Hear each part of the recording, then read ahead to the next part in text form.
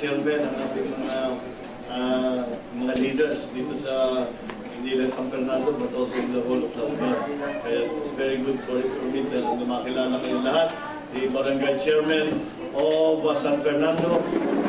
I am the chairman of the Committee on Local Government in the Senate. So mag-report ako kayo sa inyo ng konti. We have several bills that will affect the barangay officials. Number one, yung increase sa IRA. Gumagawa kaming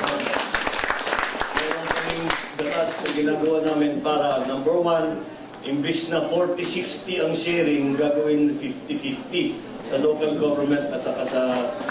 Meron na kayong version sa House. You have already a version that is coming through in the House.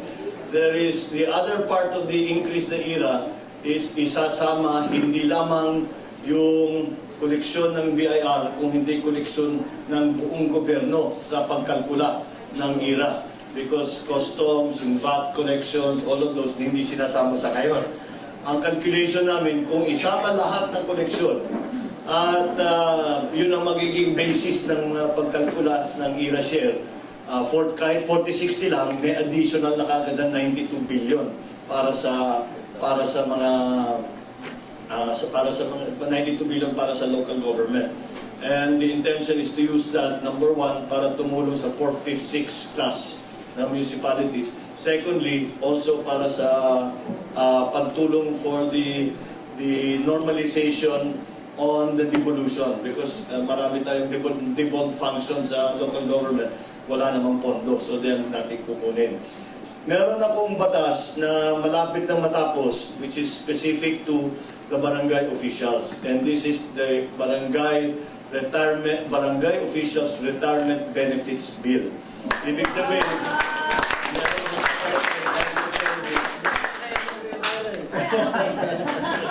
because ang ating, kayo mga barangay officials, wala namang, hindi kayo qualified sa GSIS. Because number one, hindi kayo umabot ng 15 years. And secondly, you do not receive a salary. You receive honoraria.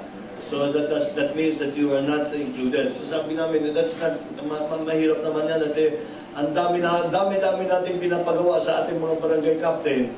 And they cannot, pag-retire nila, wala nang hindi na natin kinikilala. Ang dami natin, lalo na, parang darating na naman ng eleksyon, magdadagsaan lahat ng mga kandidato kung ano-ano naman hinihingi sa mga local official. So I said, and besides, parang kaya nga ipinapaliwanag ko sa akin mga kapwa ko ng senador, sabi ko, alam ninyo, lahat ng ginagawa natin dito sa Senado, lahat ng ginagawa natin dito sa national government, kung walang barangay official, kung walang barangay volunteers, ay sabi namin, walang mangyayari, hindi makakaabot sa tao lahat ng mga ginagawa natin. So we have to recognize the importance and the role that the barangay officials play. Pero hindi lang barangay officials, sinama na namin lahat. Pati na ang daycare worker, pati na ang lupon, pati na ang BHW. So ang sa calculation namin,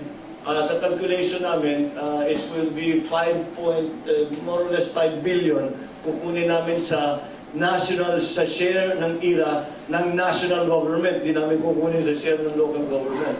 Kukunin namin sa share ng national government ang magiging benefit after 65 years old and after completing 3 terms. Upon retirement, the range will be barangay chairman, more or less, kasi kinakalkula pa namin yung exact amount. Pero more or less, 100,000 para sa 100,000 for the barangay chairman. Tapos pa iba-iba, all the way down hanggang 50,000 to the volunteers. So this is something that we ginagawa namin ngayon, and I think we should be finishing it. What I will do, so that you know what we are trying to do in the Senate. Very supportive naman namin yung congressman, so hindi naman problema yun. So what we're trying to do in the Senate, I will send you. At kung gusto niyo tingnan, may website ako, nandun lahat ng aming panukalang batas. and hopefully that you will be able to support us somehow and let it be known. Kasi ang mahirap sa national government, hindi masyadong supportive. Ngayon itong administrasyon na ito, hindi masyadong supportive sa local government. Ang kanila sigurong paniwala is that only the national government can already solve all the problems. Eh, sabi ko sa kanila, hindi nyo kayang gawin yun dahil ang mga problema, iba-iba yan. Iba-iba sa bawat barangay, sa bawat sityo, halos, bawat bayan, bawat probinsya. So we have to be very, very focused in our response.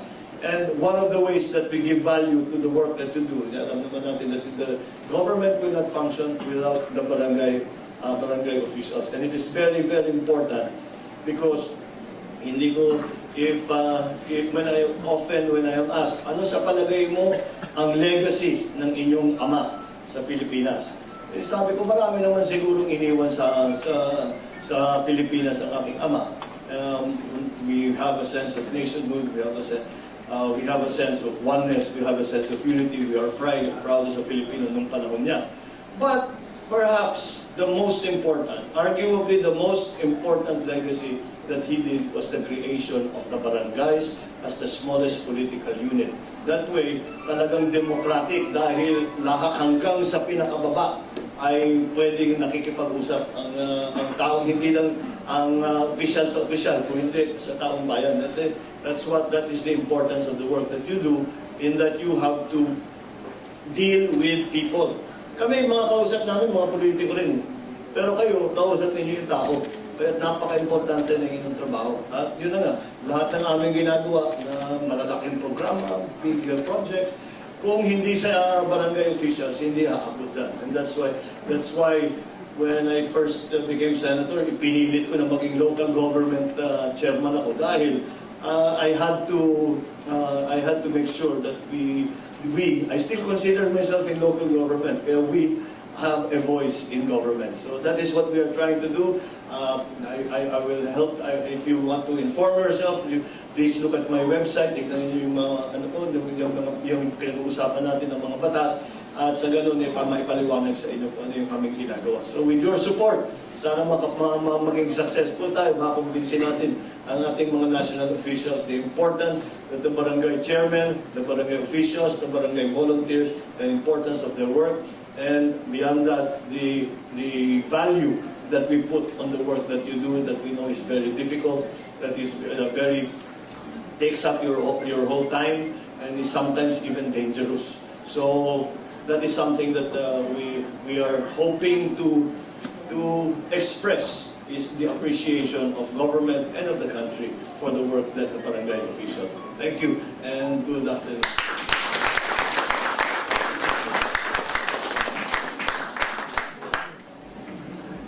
Will be ano ba talaga ang mga political arrangements. So that is the situation now. But that's why, I know that many of you have already, na marami na nagsabi na saying that you were supportive. So maraming salamat. Thank you very much for your expressions of support. Thank you very much for all the confidence that you have in me. But I have to ask for your patience. We do not have an announcement. Asahan naman ninyo, if there is an announcement, huwag kayong masyadong nakikinig doon sa mga iba-iba. Basta it will be me who will make that announcement, and you will know it's the real one already. Pero malapit na. Malapit na. It's already, ano ba ngayon? 26? 26? We have only, what? We have about 2.5 to a little more than 2 weeks before we have to start filing. Buti mga chairman, mag-aantay pa hanggang Oktubre, baka ma-postpone pa. Dahil sa barangay na lang tayo, hindi tayo masyadong nahihirapan. Hindi ko nabanggit pala kanina. I know that may magtatanong sa inyo kung postpone ng eleksyon at kung ano nangyari sa terms. Meron kasi yung liga ninyo had a proposal to change the terms and term limits to 5 years, 3 terms. Yun ang proposal. Actually, sa inyo nang galing yun. And I brought it up to Secretary Marojas, and I asked him what is the policy of Malacanang. And he answered, he wrote me back, sabi niya, napayag sila sa 5 years, 2 terms. Pero wag 2 terms. Okay, sabi ko, di good. So, linalakad na namin. That was 2 years ago. We started moving already on that. And then suddenly, the President made another announcement saying that we will maintain the terms and the term limits. So, I wrote again to Secretary Mar. And I said, what is the policy of government? Kasi magpapasa kami ng batas dito, tapos dito lang. Sayang lang. Eh sabi, sumagot naman siya, no, the policy now of government is to have 3 terms, 3 years each. So sabi ko, hindi kung gano'n, then that was the end of that. So ngayon, very confusing ang situation. May hawak akong dalawang sulat. One saying yes to term extension, the other one saying no. So hindi pa makapag-decide ang ating the President is always obsessed with having synchronized elections. Gusto nga niya i-synchronize pati barangay. Kaya we had to explain to him that was going to be not feasible. Na hindi yung haba-haba na kung walang party list, pwede. Kung wala ng party list, pwede. Wala, hindi na naman matanggal ang party list. So that's still the same. Oh. So anyway, that's the status right now. Alam mo, hindi naman not for anything, but in my view, ang problema kasi talaga, hindi talaga sympathetic itong gobyernong ito sa local government. Tingnan mo, lahat ng pera ng local government, pagka kaya nilang kukunin nila. Saan ka naman nakarinig na savings, magdedeklara ng savings ng Pebrero, ng Marso, para makuha ka agad yung pera dadalhin sa national government. I even heard Butch Abad once say, sinabi ba naman niya na itong mga pera dapat didalhin sa local government. Sabi ba naman niya, hindi, mga corrupt lahat yan. Tayo na lang ang gumamit yan. Ganun ang kanilang attitude. That's why makikita rin nyo, pati yung mga savings ninyo, lahat ng savings sa LGU, kinukuha lahat. General fund. Everything goes in yung calamity fund. Pagka kuha ka agad. Kasi lahat gusto nila dinadala lahat ng pondo. Dinadala sa kaya siguro bago we alam na natin that this government, as I said, is not sympathetic, does not understand local government. Wala silang naintindihan sa local government. Hindi nila alam kung ano yung nangyayari sa probinsya. Hindi nila alam kung paano ang patakbo sa bayan, sa barangay. They have no idea, and that's why mali-mali yung kanilang mga policies. So, but in any case, I guess we'll just have to wait for the next one, the next administration, and continue to push for all of these things that we are doing. Yes, ABC. What about what happened to the youth sector? Well, yung SK, we wrote, sumulat kami ng SK reform bill, which will, as earlier I explained some of it. The age range is increased from 15 to 25.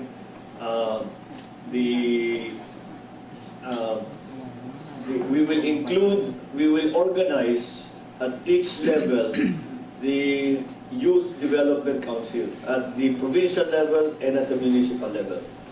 The Youth Development Council will include not only the SK but also NGOs.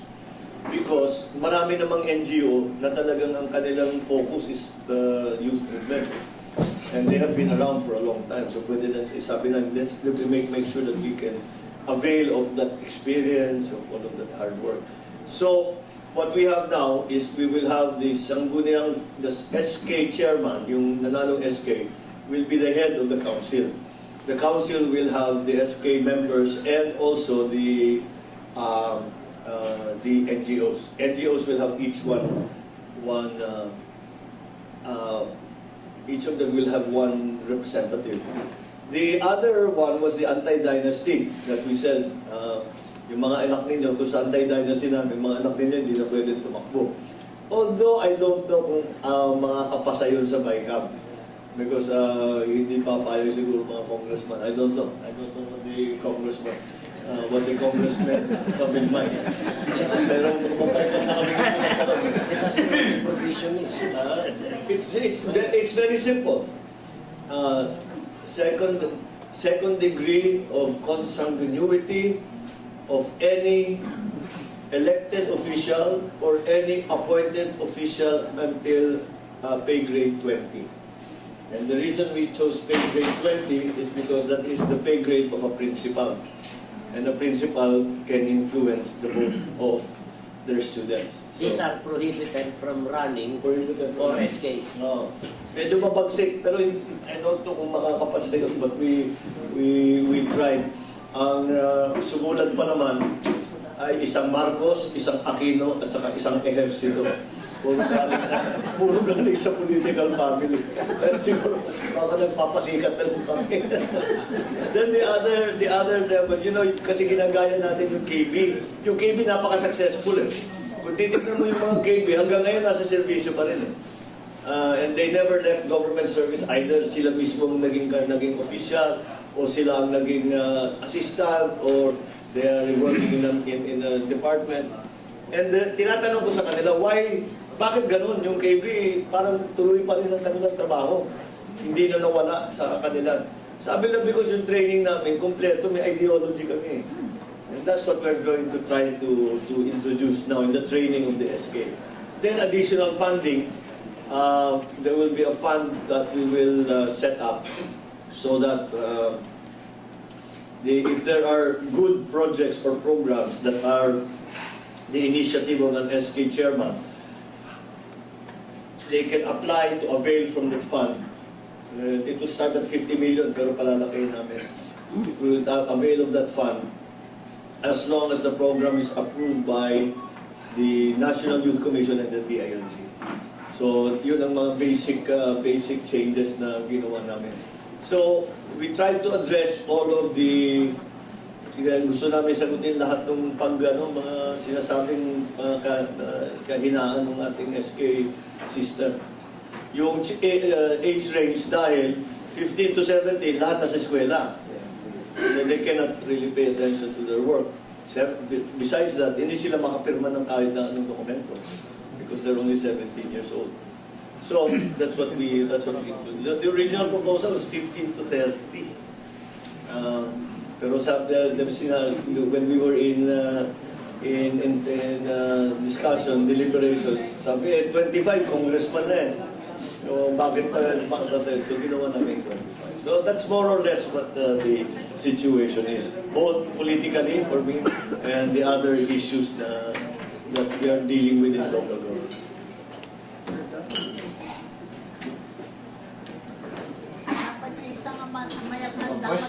You don't have to ask, it's okay. But there was one who wanted to ask. I think naunahan ko na siya. Kay Papa Ino na namagin nyo, bagay na eh. The same suggestion na lang sa Anong tatakbuhan nyo? Wala na lang gano'n. That's the only question I'm asked these days. That's the only conversation I have. Ako naman, I was lobbying. I told them that you announced in NIMSU that all the students should have tablets. Yeah. And then I said, probably you should also ask the Congress. Yes, sir. Yes, ma'am. Lalakihan na nga yung ira ninyo eh. Ngayon pwede na kayo makabili ng tablet. Ayusin- Shouldn't that be good? Ayusin muna natin yung internet. Buti kayo rito. You have a good internet here. Sa ibang lugar talagang wala. At saka unreliable, mabagal, mahal. unreliable. Mabagal, mahal. We have, our average here in the Philippines is something like 3.6 Mbps. Mantalang they advertise 10. Yeah, pero 100 pa nga eh. They advertise 10. 100 pa. Meron siya sabihin 100 pero hindi na never umaabot sa 100. Eh, pinagmamalaki na yung 100 Mbps. You know how fast the internet is in Korea? 7 gigabytes. 7. Hindi na megapixel. 7 gigapixel. A factor of 100. Faster. Ang bagal talaga sa atin. Yeah, I think for the schools at least, that's a good idea, tablets. Marami na namang mabiling mura eh. Hindi naman kailangan na ako. Ang daming magaganda lumalabas. Maganda na yung lumalabas sa China.